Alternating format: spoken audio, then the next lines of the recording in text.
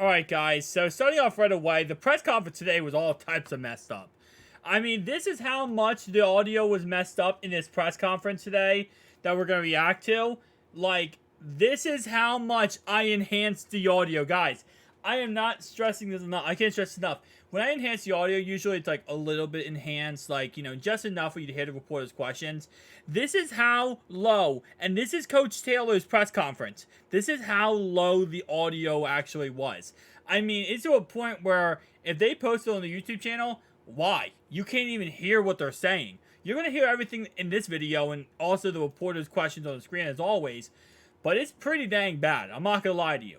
So let's go ahead and listen up though, and actually let me move this so it actually looks more legitimate, like our normal press conference lookout, you know. So I just wanted to show you that starting off right away. If you're watching theirs, you're going to be like, wait, where's the audio? Yeah, I don't know. They butchered it, okay? They butchered it, but let's get right into it. And it comes into managing those conditions, doing a great job running the ball, which I was pleased for the most part with what we did in the run game, and then special teams field position. And so I think that they did a better job handling that than we did today, and so you got to give credit to them. Zach, what did you see from Joe? I saw some good things from Joe. You know, that's a really tough defense, and again, it's a real challenge when the passing game is going to be like that. You know, with those conditions, especially in the first half. I think we settled down. We just weren't good enough overall. Third down, you know, 2-15, 3-15, whatever it is, that's not a winning.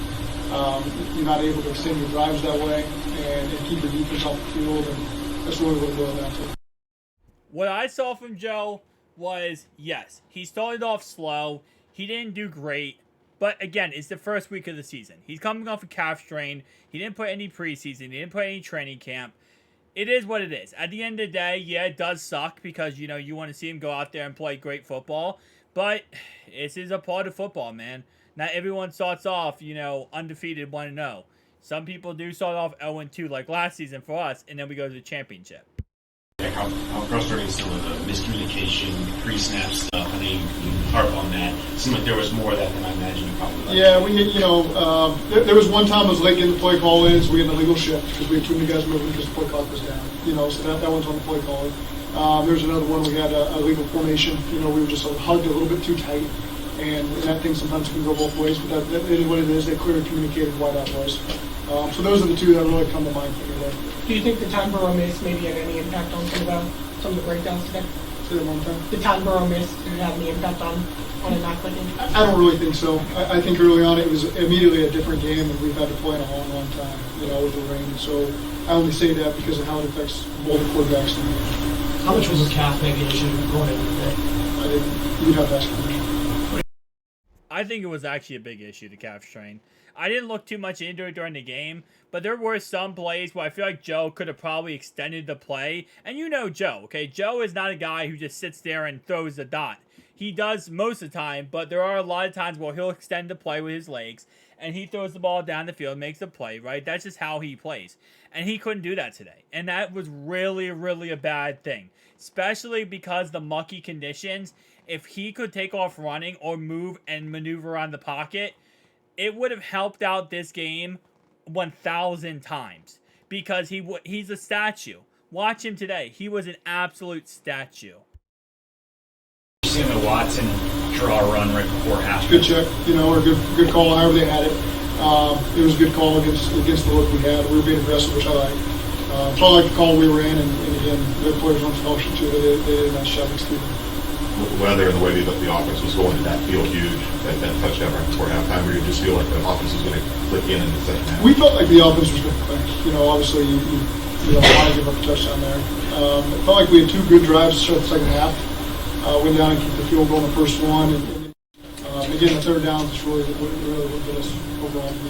Was this the weather that kind of limited maybe the full scope of the offense from what you guys can call it? There's no question, but again, that's both teams there, and so then it becomes a different game where you just got to do a great job managing the field position, win in the kicking game, do a great job managing the run game, and we all contributed to that. I will say that's why I know. Zach, was there some consideration? That's another reason why I don't want to give any excuse to the weather, because at the end of the day, they also miss a lot of throws because of weather. It's not like just us. It's not like just we dealt with the weather in that game. They dealt with it too, and it was a horrible game altogether. Going for fourth down and 1 first half at their 40. No, we were hopeful not to get a touchback there, obviously, and flip the field position. It's a long field goal with those conditions that we were just discussing. And so, you know, we just needed the field to flip in our favor to try to punch in some of those points, and unfortunately got the touchback there, and so it ended up being that. Can maybe be one of the biggest factors in determining the outcome? I think playing in our division, it certainly is, and then playing without weather, it absolutely is. So it's twofold there, and again, we didn't, as a team, didn't do a good, not just. Zach, I know every year is different, but just the last couple of years, the slow starts out of the gate. Do you see any overlap in why this team has had an issue starting? I think every year's different. Rotating DJ Turner and Cheeto, a load management kind of thing. It is, yeah. So that'll every week we'll have to look at that, but for week 1. What did you tell your guys in the locker room? That this certainly isn't the team that we're going to be, and we'll understand that. So there's going to be some things that we have to learn from this game. We're going to be in another type of game like this, where there's weather, whether it's on the road and things not going our way early. We just got to stick together. But this is a team that knows that. So there's on our end, we all understand that. We got to quickly put this one behind us and go have a great performance at home next week. Is that the Browns were pretty open about using Jamar's comments earlier this week as bulletin boards? What's that? I don't really care about that. Was there just not many chances of the middle of the field? In the middle of the field? Over the middle? Yeah, we tried a little bit. All right, so I just want to say real fast before we get into Burrow, because Burrow is about to speak. I do agree with Coach there. It's like, I don't really care. Like, at the end of the day, listen, yes, obviously, Jamar Chase called the Browns the Elves. And then Myles Garrett said that he took disrespect to that and he needed to talk to Chase after the game or maybe during the game. And to be honest, yeah, it is what it is. It wasn't really, I wouldn't say it's him too much throwing a dig at Myles Garrett or the Browns. But, yeah, this is no reason to even give him any type of firepower going into this type of game. Joe, how did the calf feel out there today? Did you notice it at all? Or? Yeah, it felt good enough. How challenging were the elements? Obviously, we saw you put on the glove halfway through the game. So. Yeah, obviously when it's raining like that, it's something that you got to handle. We didn't handle it today. Did missing camp factor into any of this at all? Tough to tell. A lot of variables that go into it. What's going through your mind right now? It's 1 week, obviously not up to our standard, not up to my standard, but we got 16 more of them, so we're just going to keep trucking. Did you have any sense during the week of unease entering in here where something like this you could have maybe seen coming at all, or was it pretty strange? No, we had a good week of practice. Stuff like this happens. We've been here before. We're going to come back stronger. Going to have a good week of practice, get better this week, come back next Sunday, hopefully get a win. Zach said that there were good things that he saw from the offense today and from you. What do you think some of those might have been? Yeah, I don't know. I don't know. Much for a game like this, though?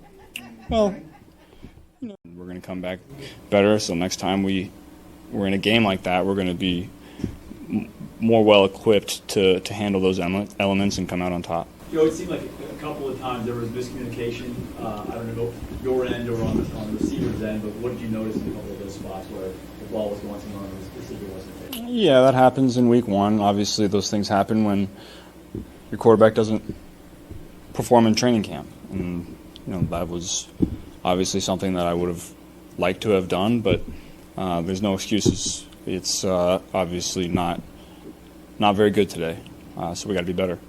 As a whole on offense, Ted, just said the communication you described as poor. Why was it poor, do you think? Yeah, that's just some week one stuff that happens everywhere. You see it across the league. So that's something that everybody's got to get cleaned up. We got to get cleaned up, and we will. How much does it help that you went through the slow start last year and all the way over to that you guys overcame that? You're going to wait to overcome that. Yeah, nobody's panicking in here, guys. It's week one doesn't define anybody's season. Obviously, not very good out there, but anybody that watched saw that. But we've been in this spot before. We've come back stronger and had great years. So that's what we're going to do. Did it feel like coming out of the half, you guys almost getting into a rhythm offensively a little bit? Yeah, we had a nice little drive there. We were running the ball well. That's what you got to do in those elements. And then we had miscommunication here and there, and then we didn't come out with any points. And so that was a turning point in the game, I think. What are they doing to stop T? Obviously, you guys just weren't able to get connected today. Were they having different coverages on them or something that was surprising? Or? They got really good corners. You know, Denzel and Emerson are two of the better corners in the league. I think, Newsome is a great nickel too. So they got a great secondary. Obviously, we weren't good enough in me putting the ball in the right place, and in our one-on-one situations, we just didn't come out on top today. That must be the worst possible, in all honesty. Can you imagine being a quarterback who, first off, you just lose the game, right? Because that's already going to be awful horrendous to have to talk to media. But then you just got paid $275 million, right? And I got to say, the reporters, for the most part, for both Coach Taylor and for Joe here, they were very respectful. Didn't ask any stupid questions other than, obviously, the Myles Garrett crap.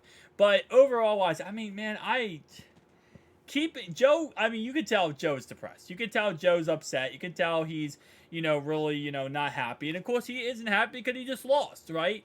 But I do like the fact he keeps his composure. He does talk to the media. He's very calm, cool, and collect about it. And, I mean, listen, again, as he said, 1 week does not define us. It doesn't in any way possible. But what does define us is how we approach this loss, how we take this loss, and how we move forward from this loss. And that man right there, number 9, he is how this offense is going to move forward from this loss. Are we going to move forward in a positive way or negative way? He's the leader. Everyone on this team right now is looking toward him for what is the next step moving forward. What do we do next, Joe? How do we move forward from this loss? And it's his job to really step up and say, okay, you know what? We're going to do A, B, C, and D. We're going to get done. We're going to, work on this. We're going to work on this. This is why this happened. This is why this happened. There's a lot of takeaways that they're going to be going through the next week of practice and really perfecting going into this Ravens game. And it's tough. We play the Browns and then the Ravens. And the Ravens just destroyed the Houston Texans today. So, it's not easy. It's not easy by any stretch of the imagination. It's going to be a tough next week, right? But then we play the Rams. That should be easier. Then we play the Titans, the Cards, the Seahawks. Couple easy games. But we have back-to-back very tough games. And, yeah, we started 0-2 last season. And they asked, Coach about did, starting off 0-2 last season help out this season, starting off slow. And again, as Coach said, yeah, it's a different year. There's no overlap between the years. 1 year might happen where you saw off slow, the other year you saw off slow, but there's no correlations. And it is what it is, guys. So we're going to have to keep pounding, keep grinding, and Who Dey Nation, listen, at the end of the day, who they think going to beat them Bengals? Nobody. Doesn't matter, guys. Who Dey out.